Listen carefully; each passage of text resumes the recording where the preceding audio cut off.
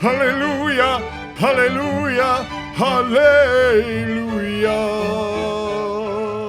Do you hear those birds singing? Do you see that beautiful sunshine washing over the meadows of Football Manager? That's because Football Manager made changes to their set-piece management. It's not just set pieces. They improved the match engine too. I'm excited. You would know that if you watch the Twitch streams, because we react to these features coming out live on the Twitch streams, but I make these videos because honestly, most of you probably can't even figure out how to get there. Just kidding, you guys are awesome. I love you. Welcome to YouTube. My name's Zealand. The set-piece announcement was one of just 3, which is a number I can count to, feature announcements that were released within the last week. So we start off with the change that I expected the most. And no, that actually wasn't set pieces. I'm talking about interaction logic, because FM24 is the last Football Manager that's going to come out that isn't on the Unity engine, which means this is an homage to Football Manager on its original 3D engine and its, UI, what Football Manager has been for the last decade plus, which means they're gonna want it to not have any stupid interaction bugs, which means they're gonna polish up that interaction. But they haven't just set out to try and smooth everything out and then put lipstick on a pig and say it's a brand new feature. They have actually added different parts to player interactions. You can now inspire your players to strive for more by setting targets to elevate their performance levels. Interesting.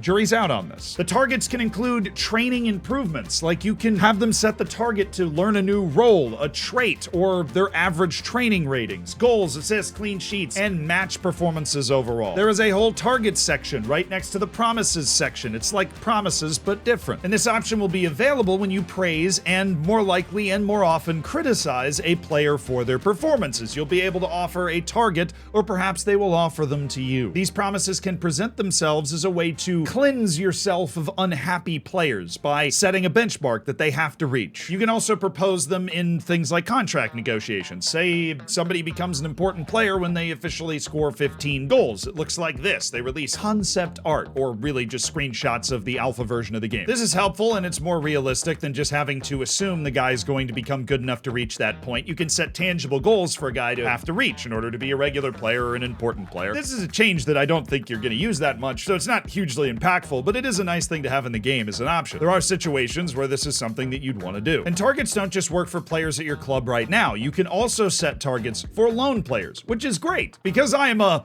lone farmer. Howdy. Now this all sounds like gravy and sounds like it's going to be a bucket of happiness, but this is Football Manager, and you know that nothing is entirely a bucket of happiness. We need our own bucket of sadness, and that's because when they fail to reach these targets, i.e. score 10 goals in a season or whatever, they can also blame you for not succeeding, which is realistic, but also annoying. Who they think is to blame? You. It's always you. Or me. But let's be honest, with a forehead like this, could you really blame me? I've actually been contacted by the US military to be used as a mobile airfield in combat situations. I turned them down though. They're sponsored by Pepsi instead of Coca-Cola, and I can't live like that. There is also a situation where a player fails a scenario, then they come back to you and ask you for more time, which sounds eerily reminiscent of me every time I fail a promise. But they've covered all of the angles of this, so I think it's cool. This isn't gonna change your life, change my life, but that's because this is my life. But let's get to the exciting, juicy headline. Better conversations with interaction logic changes. This is for the real nerds. See, the emphasis here for them is to make it more immersive. They claim to have looked at hundreds of other areas of the game where you were having conversations with your players to try and make them more transparent and less immersion breaking. Less gimmicky. They refer to it as the suspension of disbelief. That's what they want to preserve for you. A big emphasis was to try to remove dramatically positive or negative responses, like congratulating somebody for scoring their first international goal and they tell you to get your eyes checked. Well, there are now 3 different variants of severity for positive and negative responses, which they're making it sound like is an improvement. They've written in more than 2,000 new responses that the AI can give. They've also said increased context for reactions will be provided where suitable, so trying to make the incredibly opaque conversations you have with players less opaque. Opaque. Not able to be seen through, not transparent, just in case. Most notably, this has to do with providing clearer reasons for a player's unhappiness, clearer reasoning behind their concerns. Like if a player is considering their options at the end of their contract, this is going to elaborate on it more, be it the lure of continental football or waiting for the club to be promoted or something, which is actually cool. Then you don't get promoted and the player wants to leave, but they can see that promotion coming in the distance. It feels more logical. They also said they made requirements for promises clearer, and maybe the most important change of all, if you complete a promise earlier, that player will become satisfied rather than having to wait to the end of the promise for them to become satisfied. I think the sum total of all these improvements are going to be much more significant than the whole targets system because it's going to lessen your frustration with the happiness and promise features a lot. The last bit of this allows you more modability when it comes to your staff meetings, being able to skip whole parts of them and those sorts of things, tailoring them to your needs, and honestly, most of you psychos probably don't even do your staff meetings, so who cares? But I would describe those as quality of life changes. But the next feature announcement was our first dive into and look at the match engine itself. The first bit is a constant emphasis by Football Manager to introduce more positional play. That means when somebody gets caught in a wrong position, somebody else will fill in for that, usually center back or fullback or something, and play that position until the other player is able to get back from whence they came. Thank you, Pep Guardiola. They specifically talk about the idea of an advanced playmaker in a 4-2-3-1 moving over and providing opportunities for a segundo volante to run up, which means your attacking shape out of that 4-2-3-1 would be more like a 4-1-4-1, and then that ball-winning midfielder would occupy a more central position to provide more effective cover. That's the sort of thing that I read and I go, I kind of thought that was already what was happening, but I'm glad it's happening now. These changes are going to allow new role combinations because players are going to be less likely to run into each other. The example they paint is inverted wingers and inside forwards on the same side as fluid, aggressive midfielders that are trying to get further up the pitch. They will recognize that player coming in and stay out of their way. And with this introduction of more fluid play, they are also introducing a new role, which allows your center backs to be fluid. Also, thank you, Pep Guardiola, because we're talking about an inverted fullback. And if you're thinking, hey, wait, inverted wingbacks are already in the game and they basically turn into defensive midfielders when you're in possession, where is an inverted fullback gonna go? Center back. The inverted fullback in possession transitions to become a third central defender. When the inverted fullback combines with your other central defenders to make a back three, the outermost two function like wide center backs. This allows you to experiment with a three at the back build-up shape, even though you're playing a back four overall. This was possible before, but it would be kind of lopsided. Now it'll slide over to the middle while you're in possession, and then when you go back to defense, Kyle Walker, in his Kyle Walker role, slides back out to the right, the center back slot in, and your left fullback returns from his foray. They've also retooled inverted wingbacks, mainly by allowing defensive midfielders to recognize when an inverted wingback is coming in and kind of getting out of their way and moving over to allow that inverted wingback to occupy the space. This is the same as inverted wingers giving way to center mids on attack when they're rolling into the same area. Your guys aren't going to look as stupid running into each other. This is almost idiot-proofing tactics a little bit, which Football Manager's already such a nerdy try-hard game. I don't know if that's the best idea, but it also will allow for much more creative combinations of roles, so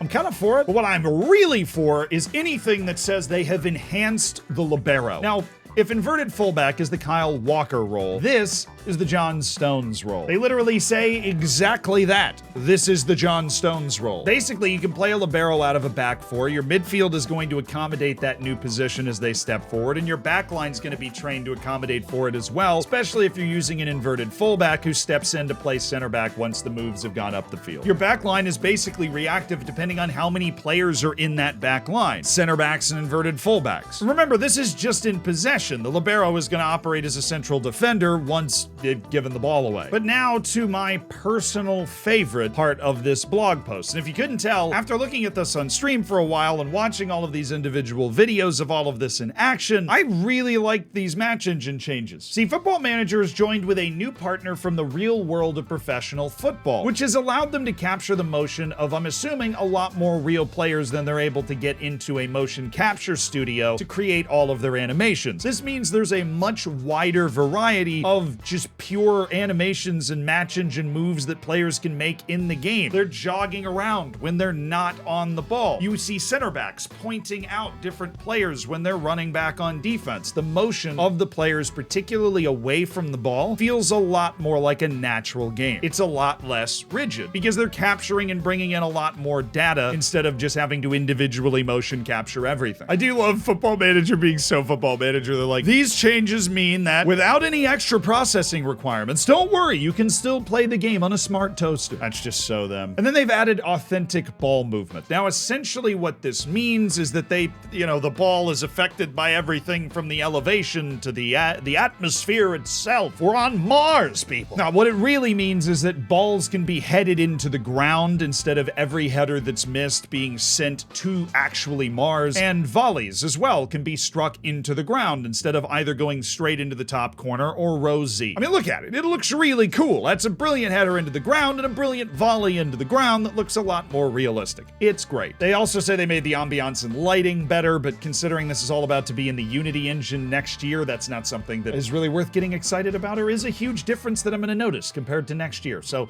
other stuff, please. And that's it. We're all done. Now, it's time for set pieces. But to unlock the set piece section, you have to subscribe to this channel immediately. I don't think that's possible on YouTube. You're smart. But seriously, if you subscribe, you'll score your next penalty. And if you don't, because you didn't subscribe fast enough. Set pieces refresh and coaches debut. So obviously, there is now a set piece coach. And as they do when they introduce a new coach, there is now a set piece attribute for everyone. Fairly straightforward. What isn't straightforward, and I didn't see coming, is that you now sit down with that set piece coach, and they come to you and they say, "Hey boss, how do you like your set pieces in the morning?" They ask you a 6-part series of questions like, do you want to do zonal marking, player marking, or a hybrid of the two? Click, and then you go to the next one. Oh, gee, do I want both posts, near post, or no post when I'm defending corners? Okay. Third question, do I want to defend the box, set up a counterattack, or a balance between the two? Then I get options for my offensive choices. Do I want to aim far post, central, or near post? Do I want to defend the transition, stay high, or a balance between the two? And do I want an in-swinging or out-swinging corner? Those 6 questions, and then this set piece coach, get this, will create an entire set of set piece routines based off your specifications. In terms of accessibility to new players and people that don't like set pieces, this is going from prehistoric technology to flying cars. And they're not done because they've now set up roles in set pieces.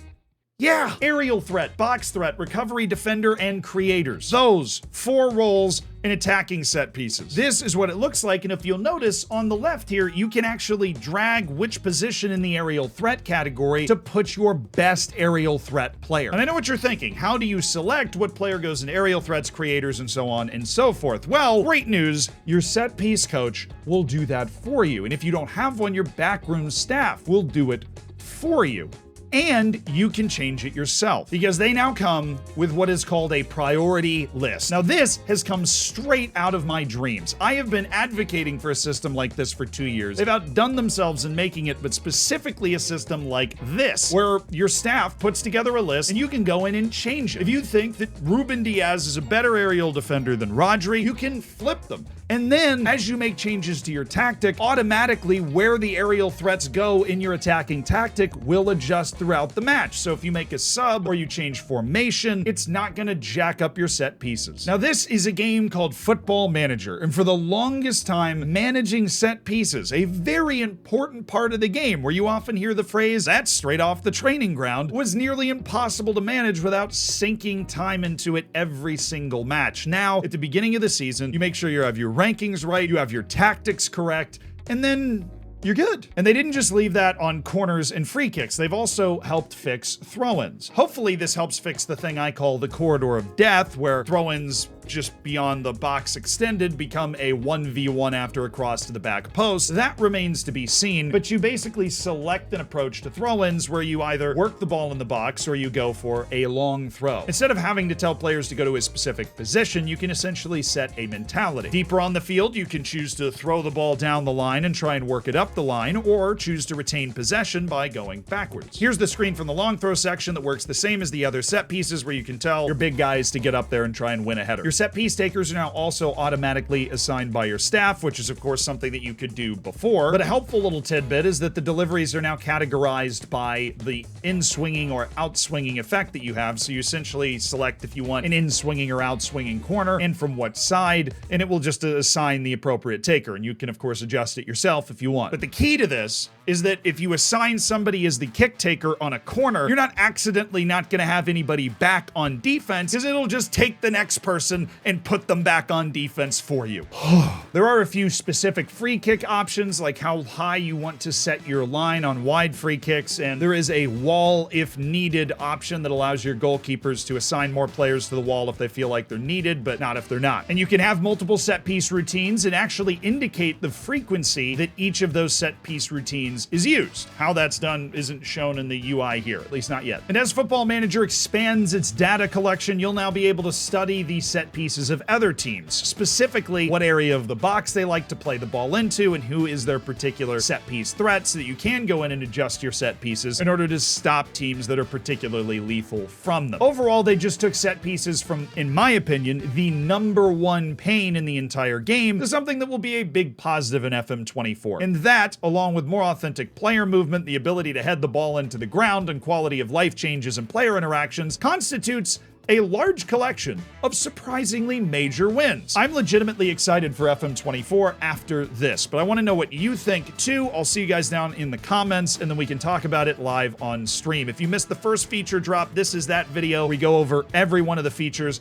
and a third one will be out because they are not done releasing all of the features yet, so be on the lookout for that. It's coming. It's on the way.